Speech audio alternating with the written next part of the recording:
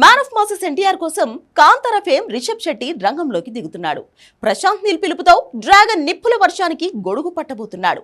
విచిత్రం ఏంటంటే డ్రాగన్ మూవీలో ఎన్టీఆర్ వేసేది దుర్యోధనుడి పాత్ర అని లీకులందాయి. మాఫియా జోనర్లో మైథాలజీ ఎలా కలుస్తుందన్న డిస్కషన్ జరిగింది.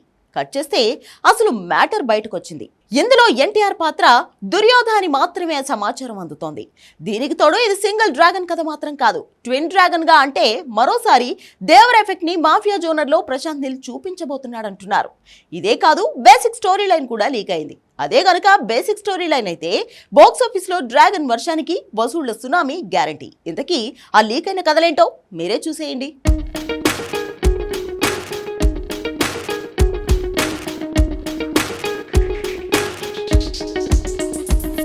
మ్యాన్ ఆఫ్ మాసెస్ ఎన్టీఆర్తో కేజీఎఫ్ సలార్ ఫేమ్ ప్రశాంత్ నీల్ తీస్తున్న మూవీ డ్రాగన్. ఇది కేవలం north east India, China, Japan, Korea, Indonesia, మలేషియాలో జరిగే డ్రగ్స్ దందా మీద ఫోకస్ చేసిన మూవీ కాదు.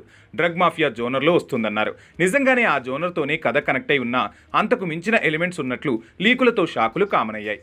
డ్రాగన్లో హీరో ఒక్కడు కాదు, ఇద్దరు. అంటే ఇది ట్విన్ డ్రాగన్ కథని తెలుస్తోంది.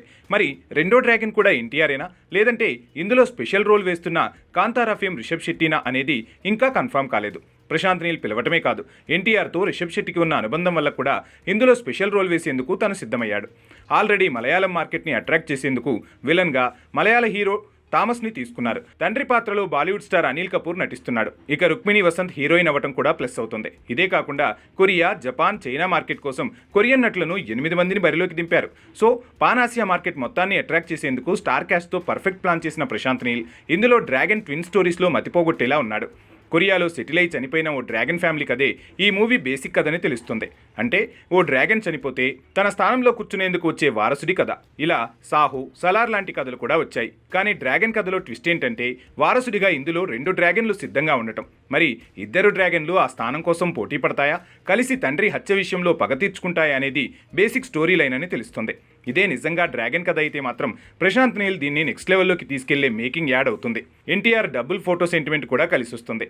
అంటే దేవర తర్వాత మళ్లీ తను ఒకే తెర మీద 2 పాత్రలతో కనిపించడం మరోసారి సాధ్యం కాబోతుందని తేలింది.